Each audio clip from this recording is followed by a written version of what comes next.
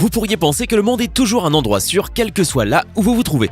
Cependant, il existe des îles parfaitement isolées du reste du monde qui représentent un vrai danger pour ceux qui osent s'y aventurer. Il existe même une île dont les habitants attaqueront systématiquement tous ceux qui s'approcheront. Installez-vous confortablement, aujourd'hui nous nous intéressons aux 10 îles les plus dangereuses que vous ne voudriez pas visiter. Avant de commencer, voici les heureux gagnants du mois de mars qui choisiront entre des cartes Google Play, iTunes et PlayStation Network. Félicitations à tous ceux qui ont gagné. Et si vous voulez participer au jeu du mois d'avril, n'oubliez pas que vous pouvez gagner au choix des cartes Google Play ou des codes PlayStation Network et iTunes. C'est vous qui décidez. Tout ce que vous avez à faire pour participer, c'est d'être abonné à la chaîne. N'hésitez pas non plus à liker la vidéo et à activer la cloche des notifications. Voilà, comme ça. C'est parti.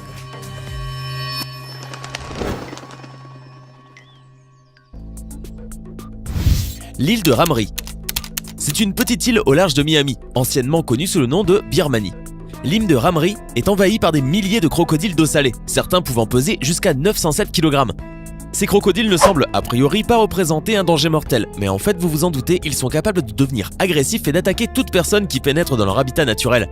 L'île et ses habitants reptiles sont devenus célèbres à cause d'un horrible accident qui s'est passé pendant la Seconde Guerre mondiale. En 1945, les combats entre les troupes britanniques et japonaises eurent lieu à Ramree. Lors des affrontements, environ 400 soldats japonais ont été forcés de fuir en direction des marais de l'île. Les soldats y ont été attaqués, pas par les Britanniques, mais par les crocodiles dont ils sont devenus la nourriture. Cet épisode dramatique est enregistré par le livre Guinness des records comme étant la plus grande attaque de crocodiles sur l'homme. L'île des Caraïbes. Il existe une toute petite île néerlandaise dans les Caraïbes, qui ne mesure que 13 km² et qui s'appelle Saba. Ce qui rend cette île intéressante, c'est sa dangerosité. Plus que toutes les autres îles du secteur, elle a été frappée par des ouragans monstres tout au long des 150 dernières années. En effet, l'île de Saba a subi 15 tempêtes de catégorie 3 et 7 ouragans de catégorie 5. Et pour ne rien arranger, elle se situe aussi au sommet d'un volcan endormi. Cette île peut être visitée, mais si vous voulez un petit conseil, allez-y en période hivernale, hors saison des ouragans. L'île de Poveglia. L'île Poveglia est une petite île située dans la lagune de Venise, la ville des amoureux, en Italie. De loin, cette île paraît magnifique avec sa verdure, son campanile et son clocher. Autrefois, cette île était prospère, mais aujourd'hui, elle est interdite au public, car réputée maudite. Et oui, on raconte qu'elle est hantée par son passé sordide. Même les pêcheurs ne s'y approchent pas, de peur de voir remonter dans leur filet des ossements humains. Car l'île a été utilisée comme sépulture pour tous les cadavres et les malades de la peste de l'époque de la Renaissance. Ce sont plus de 160 000 personnes qui furent enterrées là ou brûlées sur l'île. En effet, à l'époque de la Renaissance, la peste faisait rage en Italie. Tellement que la population italienne, surtout vénitienne, était effrayée par la maladie. Il suffisait de présenter quelques anomalies ou défaillances physiques pour être considéré comme porteur de la peste. Les corps des malades étaient enterrés en ville et l'odeur se faisait pestilentielle. La folie commençait à gagner les habitants. Les autorités décidèrent de transporter tous les corps à Poveglia, de même que les malades atteints de la peste. Les corps étaient alors enterrés dans des fosses communes et les malades étaient brûlés vifs sur des bûchers. La panique était telle que ceux qui présentaient la moindre défaillance physique ou la moindre suspicion de porter les germes de la peste étaient arrachés à leur famille pour être brûlés sur l'île. Aucun traitement de faveur, pas de pitié. Même les enfants subissaient cette loi ignoble. Un vrai massacre. De cette époque, il reste les ossements que la marée apporte quelquefois sur le rivage de Venise. Plus tard, on y a construit un hôpital sur l'île, hôpital qui est devenu psychiatrique ou plutôt un mouroir pour les patients présentant des troubles mentaux. Combien de morts atroces sur cette île ? Une quantité énorme. Et c'est à cause de son histoire que la légende de l'île de Poveglia est née. Les Vénitiens disent même entendre des gémissements humains provenant de l'île et lorsque le temps est dégagé, disent voir des apparitions sur l'île. Aujourd'hui, l'île n'a plus de propriétaire et elle est interdite aux touristes. Sur l'île, tout est en place, le crématorium, l'église et l'hôpital. Bien sûr, tout est en ruine. Des travaux de rénovation avaient été prévus, comme en attestent les différents échafaudages sur le bâtiment principal, mais cela fait bien longtemps qu'aucun ouvrier n'y a mis les pieds. Parfois, certains téméraires arrivent à accoster sur l'île, mais tous se sauvent et n'y reviennent plus. Ils disent entendre des gémissements atroces à glacer le sang. L'île d'Izu. Au Japon, il existe un groupe d'îles d'origine volcanique situé au sud-est du cap d'Izu et qui ne comporte pas moins de 17 volcans actifs. Ces volcans crachent du soufre toxique dans l'air, parfois de manière régulière à tel point que l'odeur ne peut être évitée ni même ignorée. Un système d'alarme a été mis en place qui avertit régulièrement les habitants de l'importance des gaz toxiques, les obligeant à mettre des masques. C'est d'ailleurs à cause des niveaux élevés de ces gaz toxiques qui ont sévi en 2000 qu'une évacuation a été ordonnée éloignant les autochtones de leur maison pendant 5 longues années. Il paraîtrait même que les résidents de l'une des îles japonaises d'Izu, Miyako-jima, doivent carrément porter des masques en permanence. L'île des serpents. Située à 64 km au large de la côte sud de Sao Paulo, existe une île que les Brésiliens appellent l'île des serpents. Son accès est strictement interdit à toute personne qui n'est pas un scientifique et ses seules habitantes sont des vipères à tête d'or. L'île n'est pas très grande et la quantité de serpents est telle qu'on dit qu'il y en aurait un par mètre carré. Figurant parmi les serpents les plus venimeux du monde, si vous êtes mordu par cette vipère, autant dire que vous êtes mort. En effet, son poison provoque gonflement, vomissement, cloque, hémorragie interne et cérébrale, et à moins de recevoir l'antidote dans les 40 minutes suivant la morsure, vous n'avez aucune chance de survivre.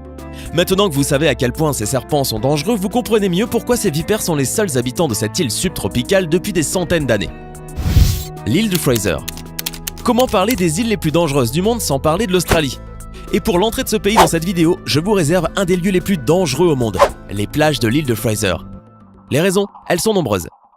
Entre les crocodiles affamés, les méduses parmi les plus mortelles au monde, toutes sortes de requins plus ou moins agressifs et surtout les dingos, ces chiens sauvages qui errent à la recherche de quelque chose à se mettre sous la dent, vous avez le choix. Le problème, c'est que l'île de Fraser est aussi d'une beauté à couper le souffle et c'est aussi la plus grande île de sable au monde.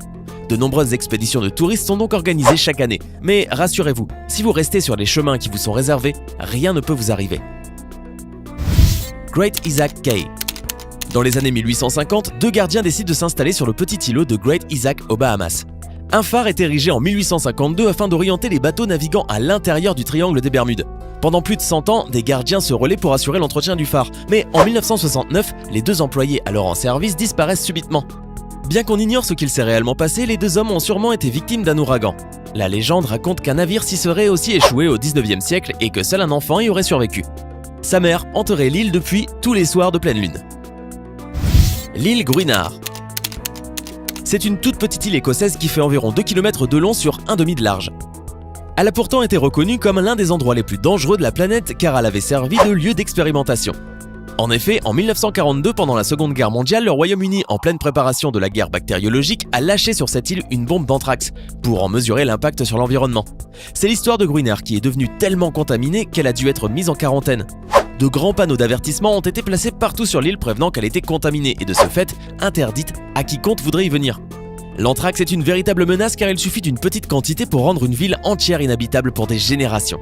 Ce n'est qu'en 1986 que le pays déclencha un projet très coûteux de décontamination, mais malgré la réouverture de l'île au grand public en 1990, personne n'a jamais voulu s'y aventurer. C'est désormais une île fantôme. L'île de North Sentinel. On peut dire que cet endroit est figé dans le temps, puisque son peuple est le seul sur Terre à ne jamais être entré en contact avec la civilisation moderne. Les Sentinelles, c'est le nom donné à ses habitants, ont toujours vécu isolés. On estime que cette tribu indigène vit sur cette île de l'océan Indien depuis 60 000 ans. Pourquoi reste-t-il tout seul? Parce que ce peuple tribal n'est pas des plus amicales. Dès les premières tentatives de rapprochement, la violence de leur réaction a été démontrée. Juste un petit exemple. Alors que le gouvernement indien voulait juste vérifier que les sentinelles avaient survécu au tsunami de 2004, les avions chargés de cette mission, volant à basse altitude, ont été attaqués par des pierres et des flèches. Par la suite, des pêcheurs braconniers ont été tués près de l'île. Ces derniers événements ont décidé le gouvernement de l'Inde à renoncer à entrer en contact avec les sentinelles, qui sont maintenant connus comme la tribu la plus meurtrière du monde. Les habitants ayant bien fait comprendre qu'ils rejetaient tout contact avec le monde extérieur, il est désormais interdit de se rendre sur leur île, ou même de s'en approcher. L'île de Bikini Atoll. Située dans l'océan Pacifique, l'île de Bikini Atoll fait partie des îles Marshall. Elle est devenue célèbre à cause des essais nucléaires qui ont été effectués en 1946. La population entière de l'île avait été évacuée vers une île voisine tandis que les États-Unis ont continué à effectuer pas moins de 23 essais nucléaires, dont la première bombe à hydrogène. En 1987, il a été déclaré que les niveaux de radiation avaient suffisamment baissé pour qu'elle puisse être habitée de nouveau. Seulement, on a découvert plus tard qu'elle n'était pas aussi sûre que ce qui avait été annoncé.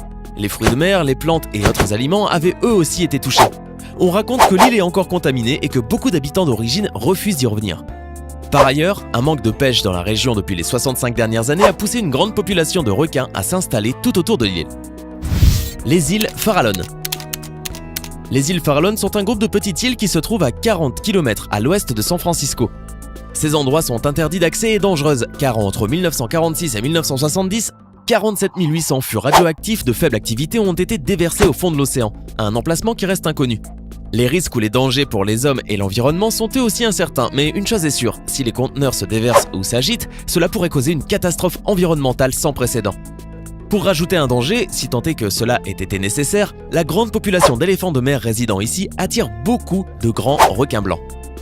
Alors dites-nous, laquelle de ces îles ne voulez-vous surtout pas visiter? Faites-nous savoir votre réponse en commentaire. Hey, c'est tout pour aujourd'hui. Si vous avez aimé la vidéo, n'oubliez pas de la liker et de la partager avec vos amis. Et si vous êtes nouveau sur la chaîne, n'oubliez pas de vous abonner et d'activer la notification. Bye bye!